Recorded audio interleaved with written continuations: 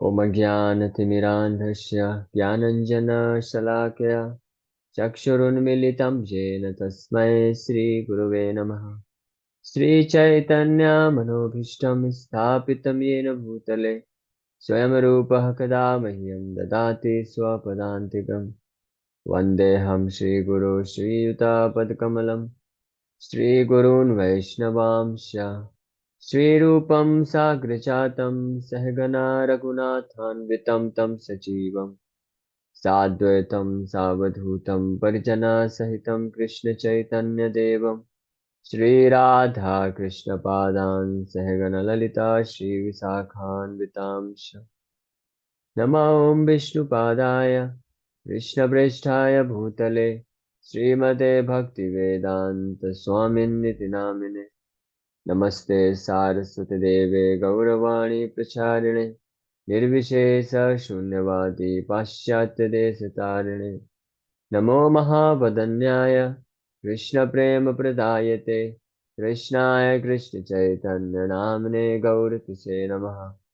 हे कृष्ण करुणा सिन्धु दीनबन्धु जगत्पते गोपेश गोपिका कान्त राधा कान्त नमस्तुते तप्त काञ्चन गौरांगी राधे वृन्दावनेश्वरी वृषभानुसुते देवी प्रणमामि हरिप्रिये वाञ्छाकल्पतरुभ्यश्च कृपा सिन्धुभ्येव च पतितानां पावनेभ्यो वैष्णवेभ्यो नमो नमः।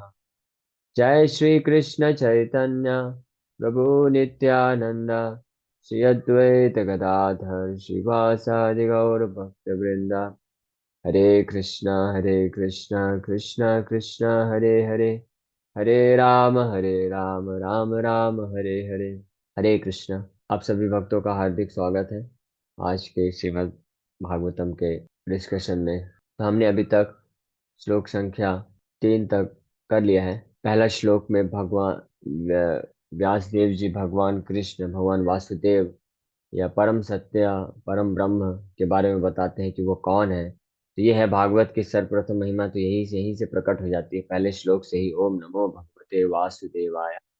जिनको वेदों में उपनिषदों में वेदांत सूत्रों में इनडायरेक्टली ग्लोरीफाई किया गया है पर ब्रह्म के रूप में परम सत्य के रूप में, लेकिन डायरेक्ट नाम भगवान का कम आता है, हिंट दिया गया है केवल।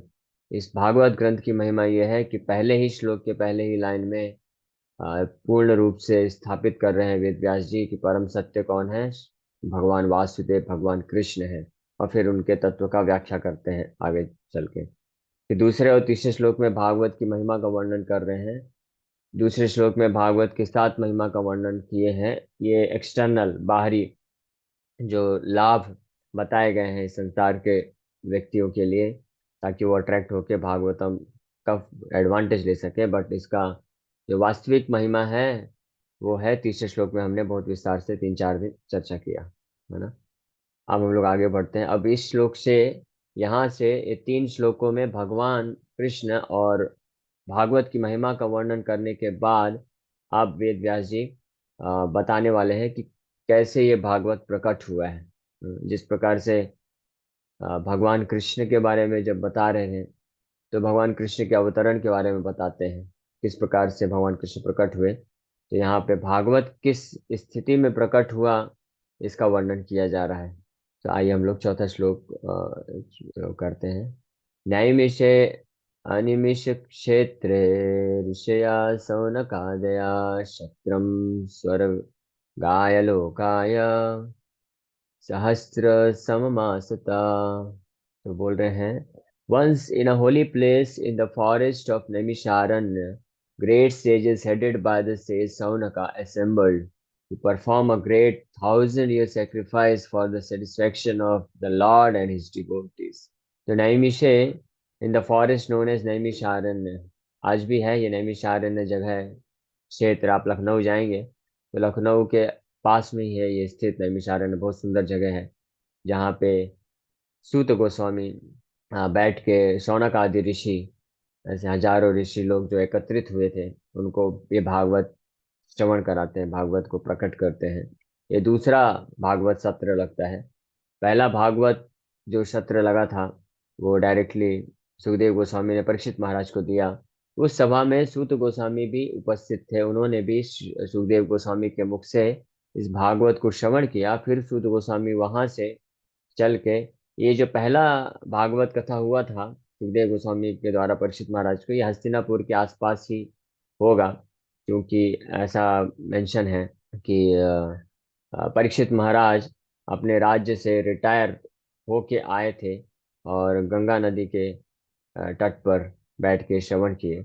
और जो दूसरा भागवत सत्र है, वहां से सूत गोस्वामी श्रवण करने के बाद लखनऊ के पास जो नैमिषारण्य जगह है वहां पे आए, और वहां पे उन्होंने ये श्रीमद् भागवत का वापस से दूसरा सेशन किया, जिसमें शौनक आदि ऋषि लोग अटेंड करते हैं।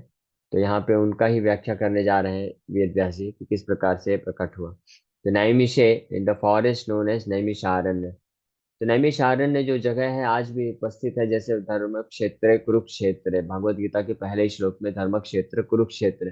कुरुक्षेत्र आज भी है। न्यू दिल्ली से आप रेलवे ट्रेन लेके जाएंगे तो 4-5 घंटे में कुरुक्षेत्र आप पहुंच जाएंगे। उसी प्रकार से लखनऊ के पास स्थित नैमिषारण्य जगह है। यानी कहने का मतलब ये है कि ये जो क्षेत्र है ये ऐतिहासिक क्षेत्र है, ये कोई मनगढ़ंत नहीं है। जैसे कि कुछ मूर्ख लोग बोलते हैं कि ये जो वैदिक शास्त्र है, पुराण है, ये सब तो मनगढ़ंत है, ये माइथोलॉजी है। इनकी रचना तो बस मनुष्य समाज में मनुष्य सभ्यता को कैसे सुचारू रूप से चलाया जा सके इसलिए किया गया है। लेकिन अगर ऐसा है तो इन ये जो क्षेत्र है इनका वर्णन किया जा रहा है, तो ये आज भी स्थित कर हैं, ऐतिहासिक प्लेस हैं, ऐतिहासिक क्षेत्र हैं। तो ऐसा पता चलता है कि जो इन शास्त्रों में मेंशन है ये सब नाम, ये सब कोई मनगढ़ंत नहीं है। अगर मनगढ़ंत होता, अपनी विचारधारा से किसी ने लिखा होता, तो ये ऐतिहासिक क्षेत्रों का गुणगान, ऐतिहासिक क्षेत्रों का नाम क्यों मेंशन करते हैं, है ना। नैमिषारण्य जैसे स्थान में ये जो है भागवत को प्रकट कराया सूत गोस्वामी ने शौनक आदि ऋषि को सुना के, है ना। अब कोई प्रश्न पूछ सकता है कि वेद व्यास जी तो झूठ भी तो लिख सकते हैं ना, इसमें क्या गारंटी है कि वो कुरुक्षेत्र, नैमिषारण्य और अलग अलग जो स्थान बताए गए हैं तो उन्होंने अपने मन से इन क्षेत्रों का वर्णन कर दिया होगा। लेकिन एक इंटरेस्टिंग बात है, आपको समझना चाहिए, जब कोई भी राइटर या ऑथर होता है जो कोई ग्रंथ लिखता है, तो उसके स्टार्टिंग में लिख देता है कि इस ग्रंथ में जो भी मैं लिखने जा रहा हूँ, स्टोरी है, पोयम है, कहानी है, ये सब जो है काल्पनिक है, इसका किसी भी पात्र और घटना से कोई संबंध नहीं है। तो आज के संसार के जो राइटर हैं या पोएट हैं या जो फिल्म बनाते हैं, सीरियल बनाते हैं, वो लोग भी जो कि इतने करप्टेड हैं, इतने भ्रष्टाचारी हैं, जो केवल पैसे कमाने के उद्देश्य से बनाते हैं, जो 4 नियम का पालन नहीं करते हैं, पाप कर्म में लिप्त रहते हैं, जुआ खेलना, मांसाहार करना, इलिसिट सेक्स, इंटॉक्सिकेशन, ये सब कार्य पाप से युक्त जीवन व्यतीत करते हैं। तो वो भी जब कोई पुस्तक लिखते हैं, कोई टीवी सीरियल मूवी बनाते हैं, तो इतनी ईमानदारी तो वो लोग भी दिखा देते हैं। वो मेंशन कर देते हैं कि देखो, ये जो है ये मैं काल्पनिक विचार, ये केवल लोगों के मनोरंजन के लिए मैं लिख रहा हूँ, या लोगों के मनोरंजन मनोरंजन के लिए एक सीरियल बनाया जा रहा है, इसका वास्तविकता से कोई संबंध नहीं है। तो जब ऐसे भ्रष्टाचारी लोग भी इतना ईमानदारी बरत सकते हैं, तो आप सोचिए वेद व्यास जी जो कि महान संत हैं, महान ऋषि हैं, जिनका हृदय पूरी तरह से शुद्ध है, जो साक्षात भगवान के ही अवतार हैं, और वो बद्री का आश्रम में गुफा में बैठ के जब पुराणों का, वेदों का और भागवत का रचना कर रहे हैं, जिनमें उनका कोई उद्देश्य नहीं है कि इसको इसकी रचना करके मैं पैसे कमाऊंगा या मेरे को नाम मिलेगा, ऐसा कोई उद्देश्य नहीं है, तो क्या वो इतना ईमानदारी नहीं रखेंगे ये बताने में कि ये जो मैं ग्रंथ लिख रहा हूँ सब ये मनगढ़ंत है, झूठ है, केवल मनोरंजन के लिए है, मनुष्य समाज को किस प्रकार से सुचारू रूप से चलाया जाए इसलिए बस इसकी रचना कर रहा हूं मैं। अगर ऐसा होता तो मेंशन करते ना। बल्कि इसका उल्टा वेद व्यास जी ये मेंशन कर रहे हैं कि इस भागवत ग्रंथ में जो मैं बताने जा रहा हूँ ये परम सत्य है, ये सत्य है, ये कोई कल्पना नहीं है, ये माइथोलॉजी नहीं है। इसके इसके बारे में ऐसा माइथोलॉजी नहीं समझना चाहिए। तो इस प्रकार से हमको जानना चाहिए कि जितने भी वैदिक ग्रंथ हैं, साहित्य हैं, विशेष रूप से ये भागवत महापुराण, ये परम सत्य है। पहले ही श्लोक में इसकी व्याख्या वेद व्यास जी करते हैं। और अगर ये माइथोलॉजी होता, काल्पनिक होता, तो निश्चित रूप में वो मेंशन करते कि ये सब मनोरंजन के लिए मैं लिख रहा हूँ, या मानव सभ्यता को, मानवता को, वो लोग अच्छे से समाज में रह सकें, मोरल प्रिंसिपल, नैतिक शिक्षा को पालन कर सके, इसलिए लिख रहा हूँ।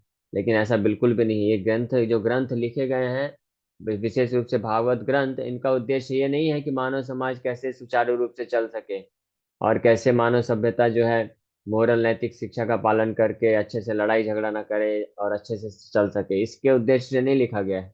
इसका उद्देश्य क्या है? पहले ही श्लोक में वेदव्यास जी बताते हैं कि इसका उद्देश्य है भगवान वासुदेव, भगवान कृष्ण की महिमा का प्रचार करना, भगवान कृष्ण की महिमा को, तत्व को लोगों तक बताना, ताकि वो इनका श्रवण करके भगवान के भक्ति योग में अपने आप को स्थित करके भगवान के साथ संबंध स्थापित कर सके, भगवान के भक्त बन सके और भगवान उनके हृदय में आके जो है वास कर सके।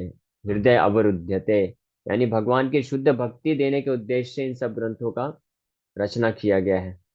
तो ये हमको ये विश्वास रखना चाहिए, ये मानना चाहिए। हम लोग आजकल के तथाकथित लोगों पे अगर कुछ लिख देते हैं, कुछ बोल देते हैं टीवी में, हम तुरंत विश्वास कर लेते हैं, लेकिन दुर्भाग्य है कि हमको अपने वैदिक शास्त्रों में विश्वास नहीं है ना।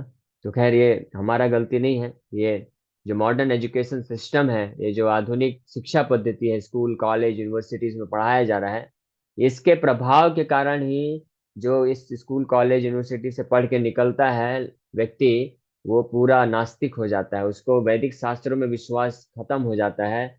और जो तथाकथित ये साइंटिस्ट होते हैं और तथाकथित ये जो लोग होते हैं, नेता होते हैं, जिनका चरित्र, जो चरित्रहीन है, जो कैरेक्टरलेस हैं, उनके बातों पे विश्वास हम आसानी से कर लेते हैं। लेकिन हमारे जो ग्रेट सेजेस हैं, जो ऋषि मुनि हैं, जिनका जीवन बहुत ही सात्विक है, जो चरित्र पूरे चरित्रवान है, भगवान के शुद्ध भक्त हैं, जिनके हृदय में कोई ऐसी भौतिक इच्छा नहीं है कि मुझे ये ग्रंथ लिख के इसका पब्लिश करके कुछ प्राप्त करना है, लेकिन हमको दुर्भाग्यवश उनके स्टेटमेंट में श्रद्धा नहीं होती। लेकिन जो शुद्ध हृदय के भक्त होते हैं, उनको पूर्ण रूप से शास्त्रों में श्रद्धा होती है। तो अभी हमारे पास चॉइस है कि हम ऐसे जो ग्रेट महान ऋषि मुनि हुए हैं, जिनका हृदय शुद्ध है पूर्ण रूप से, जो सतोगुण पे, दिव्य सतोगुण पे हैं, उनकी बातों पे विश्वास करें, या आज के जो आधुनिक वैज्ञानिक हैं, नेता हैं, राइटर हैं, लेखक हैं, तथाकथित दार्शनिक हैं, उनकी बातों पे विश्वास करें। हमको तो देखिए, हमारी स्थिति तो ऐसी है, हमको किसी न किसी पे विश्वास तो करना ही पड़ेगा। हम अगर कोई वैज्ञानिक कुछ बोलता है कि चांद में इतने सारे ये टेम्परेचर है, इतना पानी है, ये है वो है, इस ब्रह्मांड में इतने ग्रह हैं, इतने प्लैनेट्स हैं, ये सब बताता है, तो हम भी जाके उसको तो प्रूफ नहीं कर सकते, जस्टिफाई तो कर नहीं सकते, वेरीफाई तो हम कर नहीं सकते हैं। हमको तो क्या करना है, केवल हम तो स्वीकार करते हैं बस ना। न्यूज़पेपर में आ गया, इस साइंटिस्ट ने ऐसा ऐसा किया, इस नेता ने ऐसा ऐसा किया, इसने ऐसा ऐसा कार्य किया, तो हम तुरंत विश्वास कर लेते हैं, मान लेते हैं कि हाँ ये सत्य बात है। लेकिन जब भागवत या शास्त्रों में बताया जाता है तो हमको विश्वास नहीं होता है। तो कहने का तात्पर्य यह है कि हमारे लिए तो हर जगह से शब्द प्रमाण ही है, हम लोग प्रत्यक्ष रूप में किसी को सिद्ध नहीं कर सकते हैं। हालांकि वैदिक शास्त्रों में जो कथन है उसको प्रत्यक्ष रूप में अनुभव किया जा सकता है, लेकिन उस अनुभव को प्राप्त करने के लिए सर्वप्रथम शुरुआत में व्यक्ति को श्रद्धा रखना पड़ेगा, समझना पड़ेगा, विश्वास रखना पड़ेगा कि इन वैदिक शास्त्रों में जो मेंशन है वो सत्य है। और फिर उसको सत्य स्वीकार करते हुए जो विधि बताई गई है उनका जब वो पालन करेगा, तो अपने जीवन में वास्तविक रूप में उसको अनुभव भी कर पाएगा, तब जान पाएगा कि हाँ ये तो सत्य बात है ना। लेकिन शुरुआत में जिस प्रकार से कोई व्यक्ति कॉलेज जाता है या किसी स्कूल में जाता है, जब उसको विज्ञान पढ़ाया जाता है, मैथ्स पढ़ाया जाता है, तो शुरुआत में उसको एग्जाम्स बताए जाते हैं। एग्जाम्स का मतलब होता है जो सेल्फ एक्सप्लेन ट्रूथ बोला जाता है, जिसको सत्य नहीं किया जा सकता है, वो अपने आप में सत्य माना जाता है। ऐसे एग्जाम्स आप लोग, जो लोग साइंस या मैथ्स पढ़े होंगे, तो जानते होंगे कि साइंस और मैथ में भी हर चीज जो है प्रूफ नहीं करके दी जा सकती है।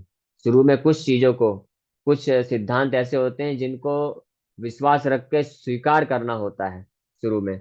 फिर जैसे उन चीजों को स्वीकार करके जब जो स्टूडेंट है वो आगे बढ़ता है और फिर उस बेसिस पे वो पूरा साइंटिफिक रिसर्च करता है और एक्सपेरिमेंट करता है और फिर एक्सपीरियंस कर लेता है कि हाँ ये सत्य बात है। उसी प्रकार से वैदिक शास्त्रों को शुरुआत की अवस्था में जो भक्त है, जो व्यक्ति है, जो भगवान के भक्ति योग में जुड़ना चाहते हैं, आध्यात्मिक जीवन को समझना चाहते हैं, तो शुरू की अवस्था में हमको शास्त्र में जो लिखा है उसको एज इट इज, यथा रूप स्वीकार कर लेना चाहिए।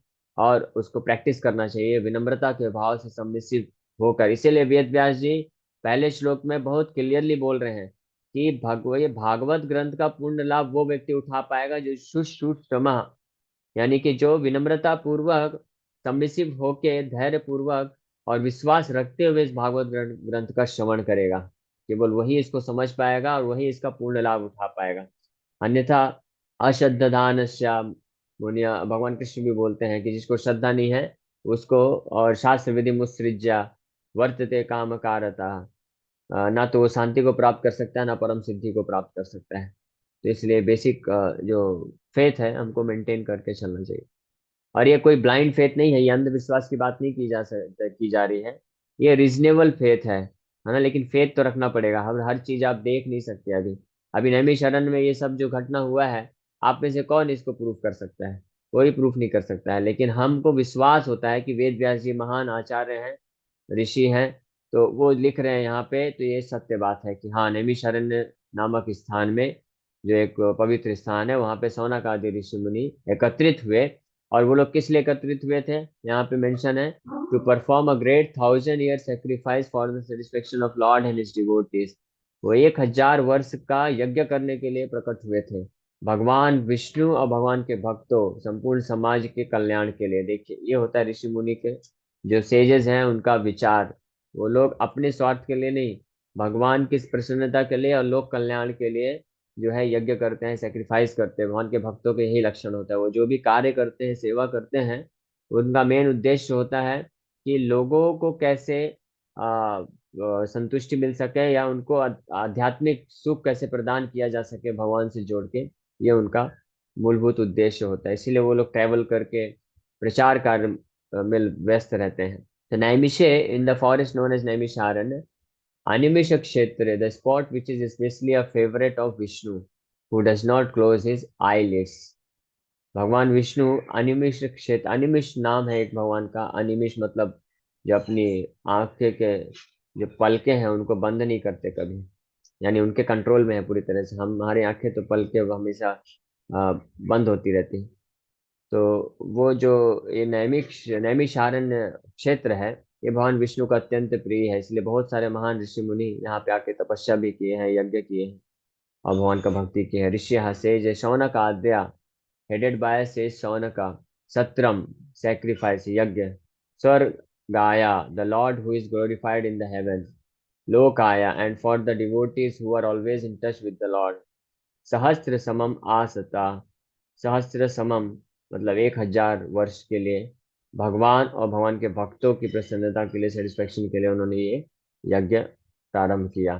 Purport. The prelude of the Srimad Bhagavatam was spoken in the previous 3 shlokas.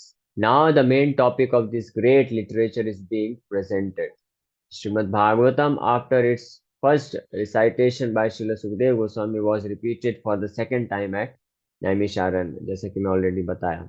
In the Vayaviya Tantra, it is said that Brahma, the engineer of this particular universe, contemplated a great wheel which could enclose the universe. The hub of this great circle was fixed at a particular place known as Naimisharanya. Naimisharanya का क्या महिमा है, इसका वर्णन प्रभुपाद जी कर रहे हैं एक एक करके।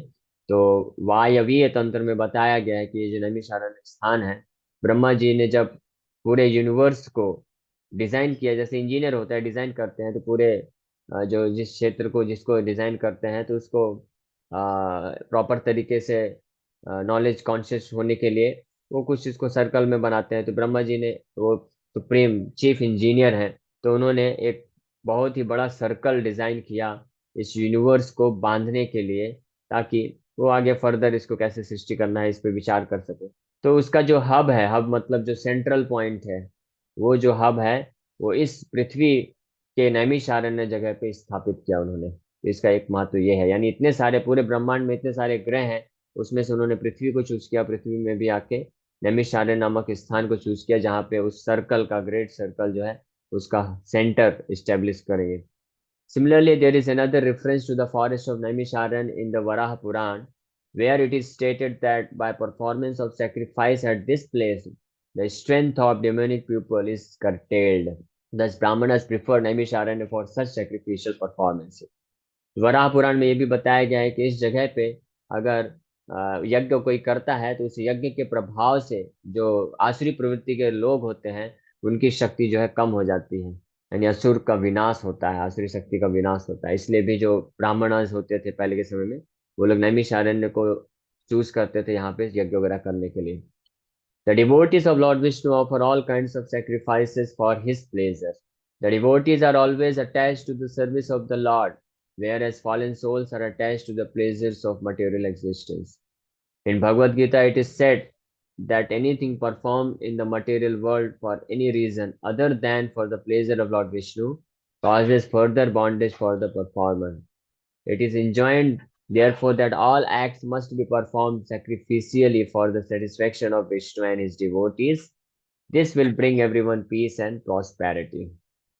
तो भगवान बता रहे हैं, प्रभुपाद जी बता रहे हैं कि भगवान के भक्तों का ये स्वभाव होता है, लक्षण होता है। कैसे पता चलेगा कोई भक्त है कोई असुर है? तो जो भक्त होता है उसका नेचर होता है कि बाय नेचर स्वभावतः तो भगवान विष्णु के सेटिस्फैक्शन संतुष्टि के लिए, प्रसन्नता के लिए कार्य करता है। जिस प्रकार से माँ का स्वभाव होता है, स्वभावतः माँ का ये कार्य होता है और स्वभाववश ही वो अपने बच्चे का पालन पोषण करने में लगी रहती है। उसको खिलाना है, उसको नहलाना है, उसका टेक केयर करना है, मालिश करना है, ये सब स्वभावतः बच्चे का जिस प्रकार से पालन पोषण करने का स्वभाव होता है माँ का, उसी प्रकार से भक्त का स्वभाव ही है ये कि वो भगवान जो भी कार्य करेगा, जो भी सोचेगा, जो भी बोलेगा, भगवान कृष्ण की प्रसन्नता के लिए, उनके सेवा के लिए करता है। लेकिन जो असुर होते हैं, जो कि देवता नहीं है यानी भक्त नहीं है, उनका जो उद्देश्य होता है हर हर कार्य में, चाहे वो कुछ विचार करते हैं, कुछ बोले या कुछ कार्य करें, उसमें उनका विचार यही रहता है कि कैसे मैं अपने संतुष्टि के लिए, अपने भोग के लिए कार्य कर सकूं। अपने भोग के लिए मतलब अपने शरीर के लिए या इस शरीर से संबंधित लोगों के भोग के लिए। ये दोनों एक ही बात है, इसमें कोई विशेष अंतर नहीं है। एक को सेल्फिशनेस बोलते हैं और एक को एक्सटेंडेड सेल्फिशनेस बोलते हैं, बस इतना ही अंतर है कि जो जो जो भक्त नहीं है उनका विचार होता है कि कैसे मैं अपने शरीर को का भोग अच्छे से करा सकूं और अपने शरीर से संबंधित जो लोग हैं, यानी जो उनके फैमिली मेंबर्स हैं या समाज है, देश है, उनके लिए मैं कैसे कार्य कर सकूं। तो ये सब किस प्रवृत्ति में आता है? आसुरी प्रवृत्ति में आता है, यानी अपने भोग के लिए कार्य करने में आता है। और इसमें जो ऐसे लोग भी आते हैं जो लोक कल्याण के लिए, जो वेलफेयर एक्टिविटी करते हैं, सो कॉल्ड वेलफेयर एक्टिविटी करने वाले लोग, समाज सेवा करने वाले लोग, वो भी इसी धारणा से ही कार्य करते हैं। वो ये नहीं देखते हैं कि सब भगवान के अंश हैं और सबको भगवान से जोड़ना है, इसलिए उनको उसका भगवान विष्णु का भक्ति के लिए, भगवान की प्रसन्नता के लिए कार्य करना है, इसलिए नहीं। वो ये सोच इस विचार पे करते हैं कि मैं ये शरीर हूँ, मैं भारतीय हूँ, तो मेरा कर्तव्य है मैं भारतीय लोगों का लोक कल्याण करूँ। तो ये भी क्या है? एक भोग वासना ही है। इसको विस्तार भोग का या सेल्फिशनेस, स्वार्थ का विस्तार बोलते हैं। लेकिन जो भक्त होते हैं वो इस पूर्ण समझ में स्थित होते हैं, कंप्लीट परफेक्ट अंडरस्टैंडिंग में होते हैं कि हम ये शरीर नहीं है, हम आत्मा है। हर जीव जो है भगवान का अंश है, भगवान का दास है। इसलिए हर व्यक्ति का ये कर्तव्य है कि वो भगवान की संतुष्टि के लिए, भगवान की प्रसन्नता के लिए कार्य करे। इसलिए भक्त लोग खुद भी भगवान की प्रसन्नता के लिए कार्य करते हैं और दूसरों को भी प्रेरित करते हैं। उसी उद्देश्य से यहाँ पे नैमिषारण्य में जो सेजेस हैं उपस्थित हुए, एकत्रित हुए हैं, उसी उद्देश्य से वो लोग यज्ञ करने वाले हैं। और उन्होंने संकल्प लिया है कि हम 1000 वर्ष तक यज्ञ करेंगे भगवान विष्णु की प्रसन्नता के लिए और लोक कल्याण के लिए। लोक कल्याण मतलब उनके लिए, लोक कल्याण का मतलब है कि सब भगवान की भक्ति को स्वीकार कर सके, इस उद्देश्य से। ठीक है, मेरे ख्याल से हम लोग यहीं पे विराम करते हैं क्योंकि नेक्स्ट पैराग्राफ बड़ा है। किसी भक्त का कोई प्रश्न होगा तो आप लोग हाथ ऊपर कर सकते हैं एक एक करके। यस शुभम प्रो। हरे कृष्ण प्रभु जी। हरे कृष्णा। प्रभु जी, प्रश्न ये था कि जो जैसे कि वृंदावन में जो रसिक जन हैं, तो वो लोग प्रेमा भक्ति में पहुंच चुके हैं, प्रेमा भक्ति के स्टेज तक, तो उनके लिए कोई विधि विधान या नियम मायने रखता है? तो जो लोग वास्तविक प्रेम भक्ति के स्टेज में पहुंच जाते हैं तो उनके लिए कोई जी। विधि विधान का नियम कानून नहीं होता है।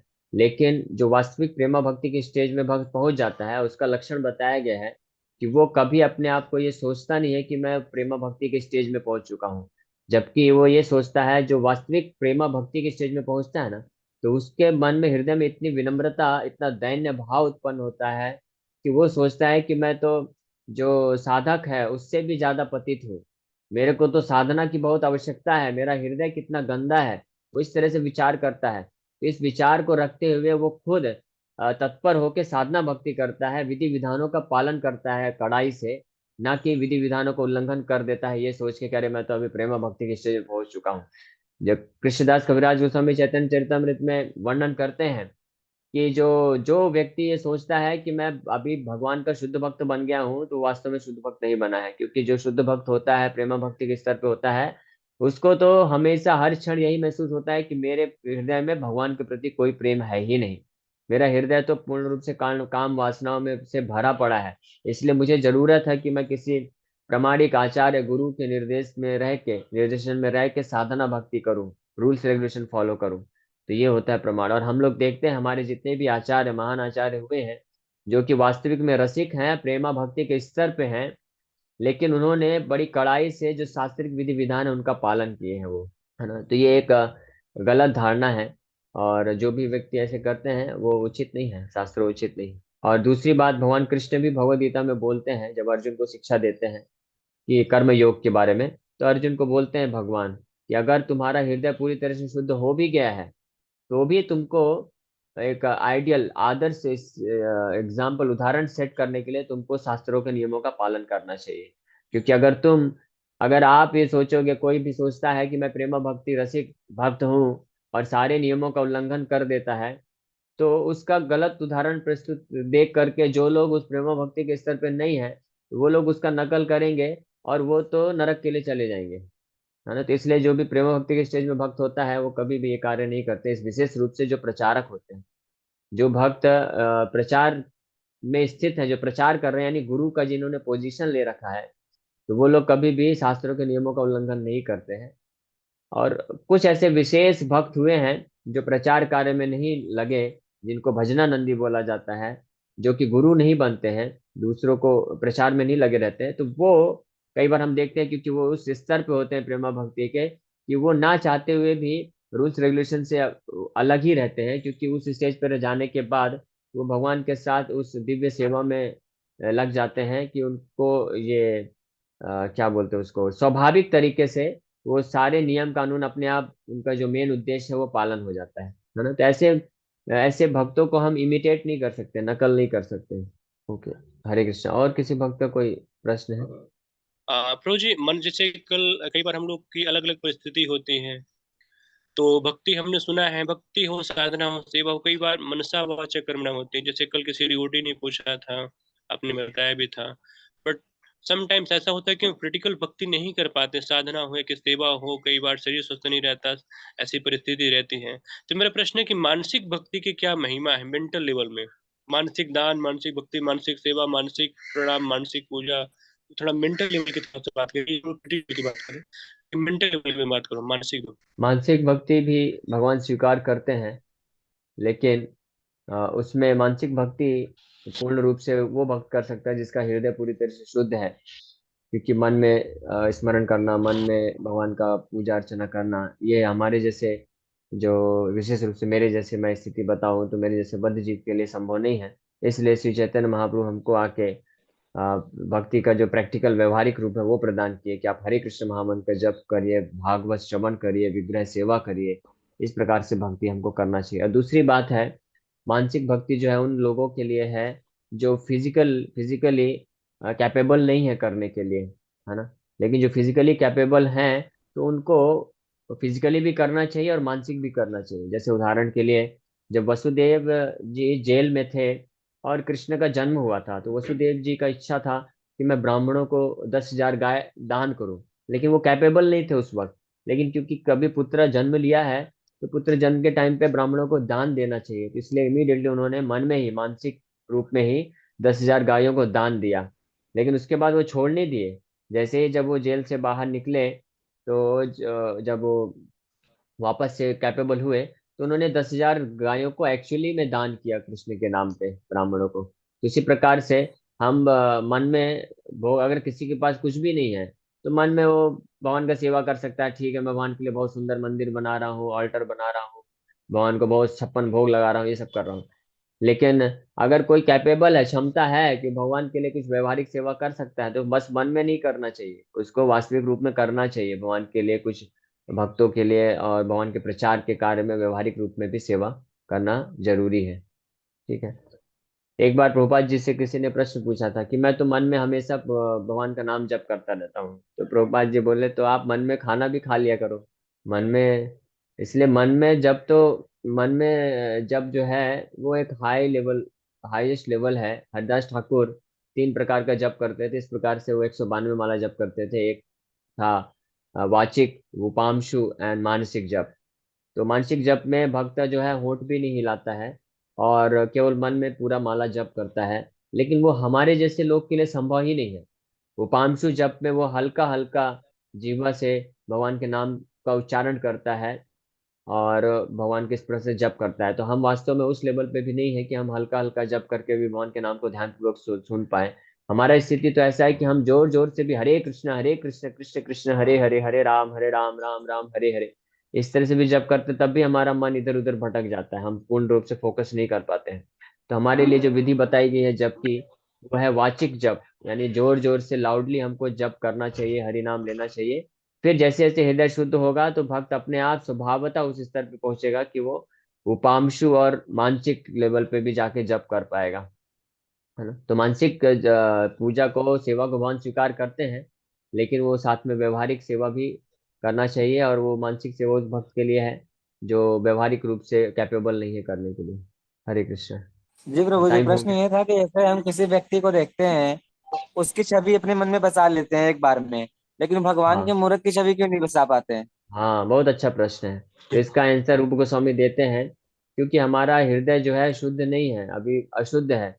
और अशुद्ध हृदय में भगवान नहीं बैठते आके, है ना। गंदे जगह पे लेकिन कौन अच्छा व्यक्ति आके बैठे। इसलिए हमारा, सुनिए लेकिन सुनिए, इसलिए हमारा सबसे बड़ा उद्देश्य, जीवन का लक्ष्य है अभी भगवान को हृदय में बैठाने के पूर्व हृदय का मार्जन करना, हृदय को शुद्धिकरण करना। इसलिए हरिनाम जप, जितना भक्त जो है शुद्धता से, गंभीरता से हरिनाम का जप करेगा, उतनी मात्रा में उसका हृदय शुद्ध होगा और उतनी मात्रा में भगवान उसके हृदय में आके, जो छवि तो क्या, भगवान स्वयं आके साक्षात बैठ जाएंगे। तो ये हमारी तत्परता होनी चाहिए। अभी समय हो गया है प्रभु। हरे कृष्णा। हरे वांछा कृष्ण कल्पतरुभ्यश्च कृपा प्रभु। हरे सिंधु कृष्ण प्रभु जी। पतितानां पावनेभ्यो वैष्णव। हरे कृष्ण।